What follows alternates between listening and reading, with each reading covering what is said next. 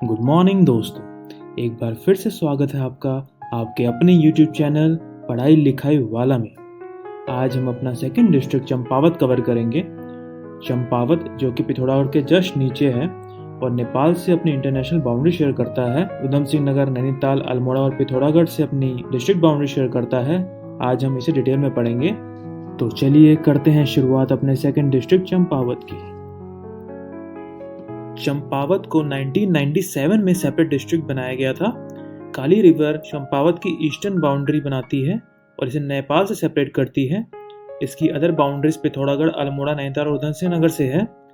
इसे घटोत्कच का निवास भी माना गया है महाभारत के हिसाब से। ये चंद रूलर का पहला कैपिटल था।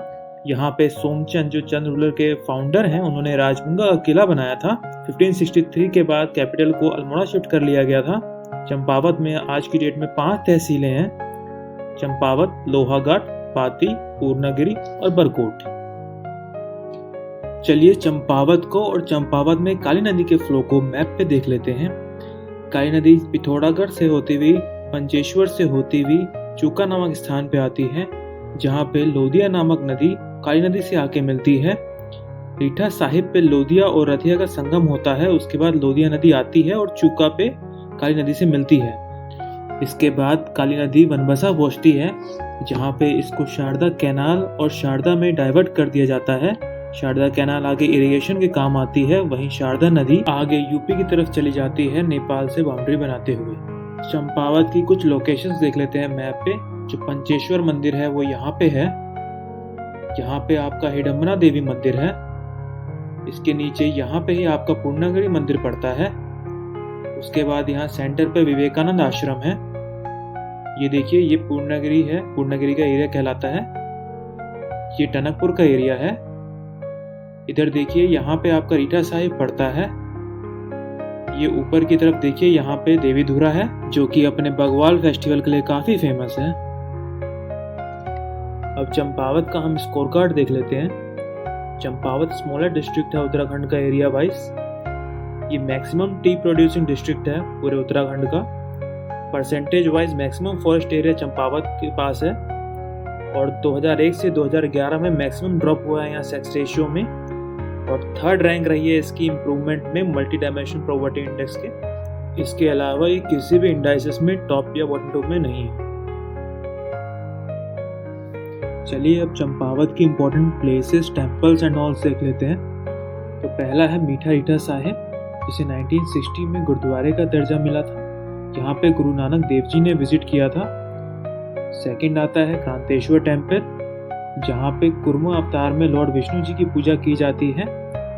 इसके बाद आता है नागनाथ टेम्पल, जो कि नागनाथ बाबा का टेम्पल है, जिन्होंने कीर्ति चंद को लड़ने के लिए तलवार दी थी और कीर्ति चंद ने फिर उनके लिए मंदिर बनवाया था।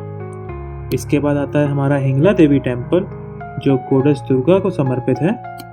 इसके बाद आता है ग्वालियर गुरु देवता टेम्पल। इसके बाद आता है सप्तेश्वर मंदिर समूह, जो कि 7 एशियन टेम्पल का समूह है, जो लॉर्ड शिवा को डेडिकेटेड है। इनके नाम हैं बालेश्वर, धिक्तेश्वर, क्रांतेश्वर, मलादेश्वर, ऋष्णेश्वर, मानेश्वर और तारकेश्वर। इनमें से जो बालेश्वर है, इसके बारे में मानस खंड में भी वर्णन है। इसके बाद आती है पाताल रुद्रेश्वर गुफा।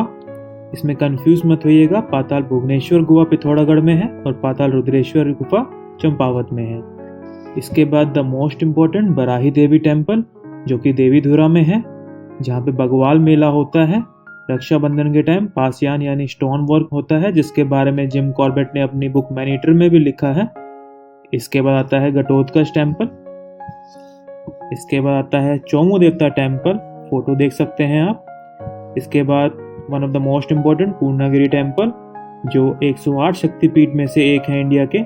यहाँ सती माता की नाभि की पूजा की जाती है। होली के टाइम पे यहाँ 40 दिन का मेला होता है। इसके बाद आता है पंचेश्वर टेम्पल, जो शिव जी को डेडिकेटेड है एनिमल प्रोटेक्टर के रूप में। इसके बाद शिव आदित्य टेम्पल, ये एकमात्र टेम्पल है जहाँ पे शिव और सूर्य की पूजा साथ में होती है। यहाँ पे सूर्य षष्ठी मेला भी ऑर्गेनाइज किया जाता है।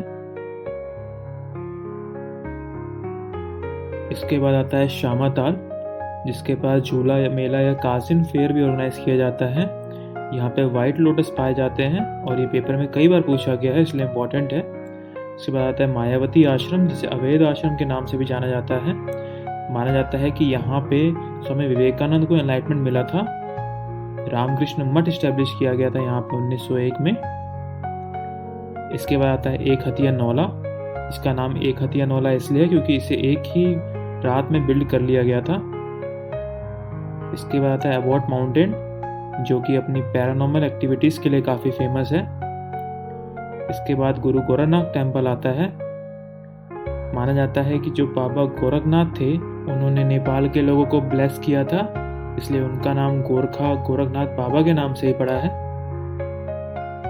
इसके बाद आता है राजउंका का किला, जो कि सोमचंद ने बनवाया था। ये देखिए कुछ इस प्रकार से दिखता है।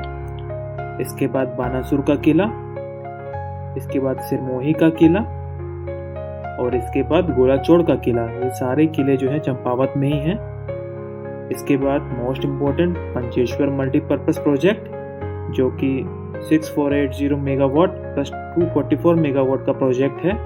ये इंटीग्रेटेड महाकाय ट्रीटी हुई थी 1996 में इंडिया और नेपाल के बीच, उसी के अंतर्गत बनाया जा रहा है। दोनों ही देशों के बीच इक्वल पावर डिस्ट्रीब्यूशन होगा, पर मेजर जो इरिगेशन प्रोवाइड किया जाएगा वो इंडिया को किया जाएगा। डेवलप होने के बाद ये हाईएस्ट और लार्जेस्ट डैम होगा एशिया का, जो कि टेहरी डैम से भी 2.5 गुना बड़ा होगा। इसके बाद आता है झिलमिल ताल, जो सर्कुलर शेप का ताल है, चंपावत में लोकेटेड। दैट्स इट, चंपावत यहाँ पे ख़त्म होता है। चंपावत में इतनी ही इन्फॉर्मेशन है जो आपके पेपरों के लिए ज़रूरी है।